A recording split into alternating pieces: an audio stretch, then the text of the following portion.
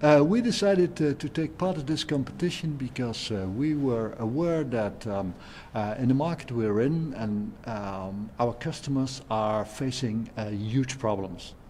And as a company, we wanted to think outside the box to come up with real good solutions there. And within the company, you have too many boundaries. So you need bright young people with no boundaries in thinking to help you out there. So that's why we were participating. It was actually a good opportunity for me as being at that time almost graduated to finally apply what I learned, but also to see the real issues in the real world and try to participate in some kind of ways. And the fact that it was a challenge with, I'd say, the number one rule as being think out of the box was really motivating. I think the experience was quite good. These young people have proven that they can think outside without boundaries. So that's a good thing. The other thing that I found very motivating is that we, as an industry, always said we're not. Yeah, it's maybe the wrong word. We're not sexy to students. It turns out that all these students didn't know the industry. So it's only because of this smart challenge that they came into contact with the industry.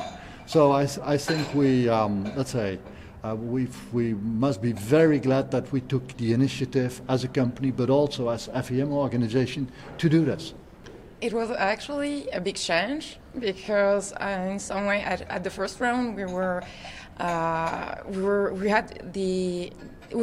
in some kind of ways by ourselves, and I mean that by that trying to understand the case and all the issues that could be all around the subjects, and then having the opportunity to have mentorship and to have another point of view in order to help us to be more down to earth was extremely rich. Actually, it was a great opportunity, and until then it was I'd say a bunch of adrenaline and happiness. So I'd say that it was a great experience. I think what we've learned that we need to let's say to look for really these young bright people and try to involve them in many of our processes. And it was like Mark just explained on this. Let's say a company has a vision and has procedures to go straight ahead.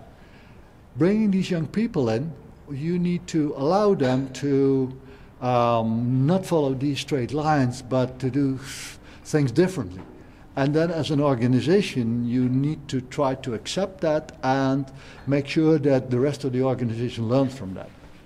I'd say that I learned a lot of things, but if I should sum up, the most important thing was to not try to undo the things, but try to focus on the issue and rethink them instead of just make a tabula rasa of everything and restart it.